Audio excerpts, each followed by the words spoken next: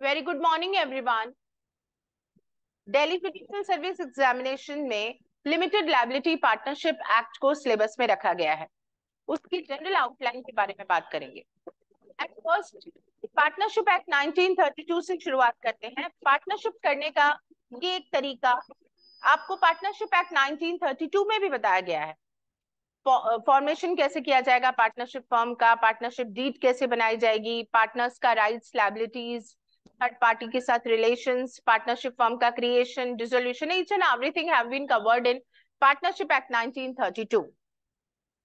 And the most important feature of Partnership Act 1932 is that is only a group of persons and registration is voluntary, not compulsory. In Partnership Act 1932, if you want to get your firm registered, you can, it's up to you, but it is not compulsory. And if you are not going to register your partnership firm, then it is not illegal. This is a valid form, legal form. You can go ahead with that, but there are some drawbacks of this situation when you are not going to register your partnership firm according to 1932 Partnership Act. But according to LLP, Limited Liability Partnership Act 2008, this concept, and this is also a vehicle, this is also a source to do a business. When you are going to enter in a partnership firm, you are going to use a business vehicle, and in similar way this is a business vehicle, Limited Liability Partnership Act 1932. लेकिन इस act के आने की वजह से partnership act का जो existence है वो खत्म हो गया हो, इसे रिपील किया गया हो, ऐसा नहीं है। ये एक्ट भी अवेलेबल है। दोनों के मेन जो फीचर हैं, बेसिक फीचर हैं, वो डिफरेंट है। बिजनेस साइकिल्स हैं, ये दोनों ही बिजनेस करने के तरीके को बताते हैं। लेकिन यहाँ पे रजिस्ट्रेशन, जब आप पार्टनरशिप एक्ट 1932 की बात करते हैं तो वहां रजिस्ट्रेशन कैसा है? ऑप्शनल है। But in limited liability partnership act, if you want to do work, LLP बनाना चाहते हैं, लिमिटेड लायबिलिटी पार्टनरशिप फर्म आप बनाना चाहते हैं, तो आपके लिए रजिस्ट्रेशन कंपलसरी हो जाएगा। जैसे कि एक कंपनी अगर आप खोलना चाहते हैं तो उसके लिए आपको रजिस्ट्रेशन करवाना जरूरी होता है। सो रजिस्ट्रेशन इज कंपलसरी। जब हम रजिस्ट्रेशन करवा लेते हैं तो हमारी पार्टनरशिप फर्म का क्या लीगल एंटिटी होता है या नहीं? Answer is no.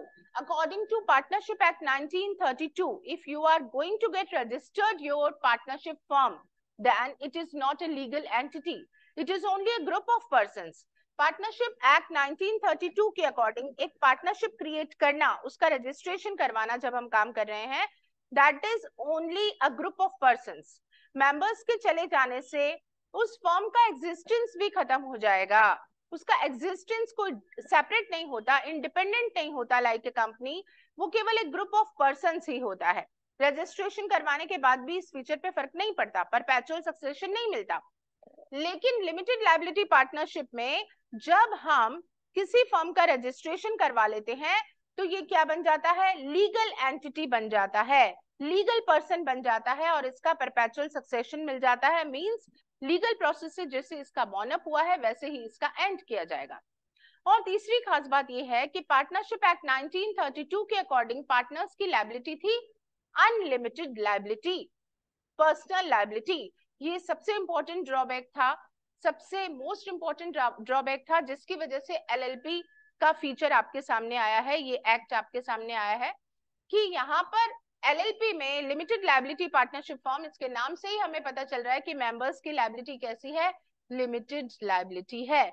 सो ये तीन बातें आपको बेसिक रूप से याद रखनी है कि रजिस्ट्रेशन इसका कंपलसरी होगा, पार्टनर्स की लायबिलिटी कैसी होगी? लिमिटेड होगी नए एक्ट एलएलपी के अकॉर्डिंग, और साथ में यहाँ पर इसका परपेचुअल सक्सेशन भी माना जाएगा लाइक अ कंपनी। लेकिन इसके आने की वजह से पार्टनरशिप एक्ट 1932 को रिपील नहीं किया गया है। That is also going on.